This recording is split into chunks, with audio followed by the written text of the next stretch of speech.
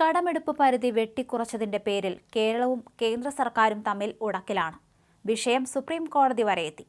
ചർച്ച ചെയ്ത് തീർപ്പാക്കാൻ സുപ്രീം കോടതി നിർദ്ദേശിച്ചെങ്കിലും കേസ് കൊടുത്ത സാഹചര്യത്തിൽ ചർച്ചയിൽ കഴമ്പില്ലെന്ന നിലപാടാണ് കേന്ദ്രം സ്വീകരിച്ചത്. അങ്ങനെ കാര്യങ്ങൾ എങ്ങും എത്താതെ നിൽക്കുമ്പോൾ കടമെടുപ്പ് പരിധി വിഷയത്തിൽ വീണ്ടും ചർച്ചയ്ക്ക് കേന്ദ്ര സർക്കാർ സന്നദ്ധത അറിയിച്ചിരിക്കുകയാണ്. പ്രധാനമന്ത്രി നരേന്ദ്രമോദിയുടെ ഓഫീസിൽ നിന്നും ചർച്ചയുമായി ബന്ധപ്പെട്ട അറിയിപ്പ് ലഭിച്ചിട്ടുണ്ടെന്ന് ഡൽഹിയിലെ കേരള സർക്കാരിന്റെ പ്രതിനിധിയായ KV തോമസ് പറഞ്ഞു. ഇക്കാര്യം മുഖ്യമന്ത്രി പിണറായി വിജയനെ അറിയിക്കുമെന്നും അദ്ദേഹം കൂട്ടിച്ചേർത്തു. പ്രധാനമന്ത്രിയുടെ ഉപദേഷ്ടാവും KV തോമസുമായുള്ള കൂടിക്കാഴ്ചയ്ക്ക് ശേഷമാണ് വിവരം പുറത്തുവന്നത്. സിൽവർ ലൈൻ DPRൽ കേന്ദ്രത്തിന്റെ പ്രതികരണം അറിയിക്കാമെന്നും നരേന്ദ്രമോദിയുടെ ഓഫീസ് അറിയിച്ചതായി KV തോമസ് വ്യക്തമാക്കിയിട്ടുണ്ട്.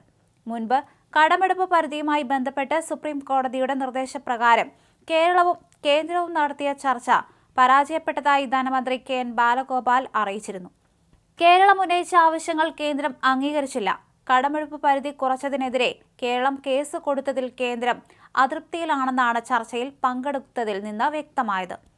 കേരളം സുപ്രീം കോടതിയിൽ കേസ് നൽകിയത് ചർച്ചയിൽ ധനവകുപ്പ് ഉദ്യോഗസ്ഥർ പലതവണ ചൂണ്ടിക്കാണിച്ചെന്നും കേസ് നിലനിൽക്കുകയാണെന്നും ബാലഗോപാൽ പ്രതികരിച്ചിരുന്നു. ധനമന്ത്രിയുടെ നേതൃത്വത്തിലുള്ള ഉദ്യോഗസ്ഥ സംഘമാണ് കേന്ദ്ര ധനമന്ത്രാലയ ഉദ്യോഗസ്ഥരുമായി ഡൽഹിയിൽ ചർച്ച നടത്തിയത്. ചർച്ചയിൽ ധനമന്ത്രി നിർമ്മല സീതാരാമൻ പങ്കെടുത്തിരുന്നില്ല. ധനകാര്യ സെക്രട്ടറി, സോളിസിറ്റർ ജനറൽ ഉൾപ്പെടെ ചർച്ചയിൽ കേന്ദ്രത്തിനായി പങ്കെടുത്തിരുന്നു. സുപ്രീം കോടതി നിർദ്ദേശപ്രകാരമാണ് വിഷയത്തിൽ ഇരുവിഭാഗവും ചർച്ച നടത്തിയത്. ചർച്ചയുടെ പുരോഗതി കേന്ദ്രവും കേരളവും സുപ്രീം കോടതിയെ അറിയിക്കുകയും ചെയ്തു. ഡൽഹിയിൽ സംസ്ഥാന സർക്കാരിന്റെ രണ്ടാമത്തെ പ്രതിനിധിയാണ് KV തോമസ്. 2021 സെപ്റ്റംബർ 15 നെതർലാൻഡ്സ് മുൻ അംബാസഡർ വേണു രാജാമണിയെ ഡൽഹിയിൽ കേരള സർക്കാരിന്റെ ഓഫീസർ ഓൺ സ്പെഷ്യൽ ഡ്യൂട്ടിയായി നിയമിച്ചിരുന്നു. കേന്ദ്രമന്ത്രി, MP എന്നീ നിലകളിൽ ദീർഘകാലം ഡൽഹിയിൽ പ്രവർത്തിച്ച തോമസിന് നരേന്ദ്രമോദി ഉൾപ്പെടെയുള്ള രാഷ്ട്രീയ നേതാക്കളുമായും ഉദ്യോഗസ്ഥ പ്രമുഖരുമായും അടുത്ത ബന്ധമാണുള്ളത്. അതുകൊണ്ട് തന്നെ തോമസിന്റെ നിയമനം രാഷ്ട്രീയമായും ചർച്ചയായി. KV തോമസിനെ ഡൽഹിയിലെ കേരളത്തിന്റെ പ്രത്യേക പ്രതിനിധിയായി നിയമിച്ചതിനെതിരെ പ്രതിപക്ഷ നേതാവ് VD സതീശനും രംഗത്ത് വന്നിരുന്നു. ഡൽഹിയിൽ കേരളത്തിന്റെ പ്രത്യേക പ്രതിനിധി തസ്തിക എന്തിനാണെന്ന് VD സതീശൻ ചോദിച്ചിരുന്നു.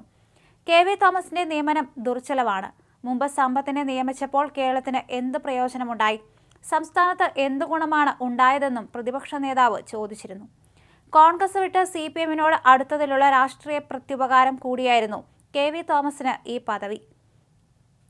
CPMനോട് അടുത്ത KV തോമസ് രാഷ്ട്രീയത്തിന്റെ പുറംപോക്കിലായെന്ന കോൺഗ്രസ് ആക്ഷേപത്തിന് മറുപടിയായിരുന്നു ക്യാബിനറ്റ് റാങ്കോട് കൂടിയുള്ള പ്രത്യേക പ്രതിനിധി പദവി.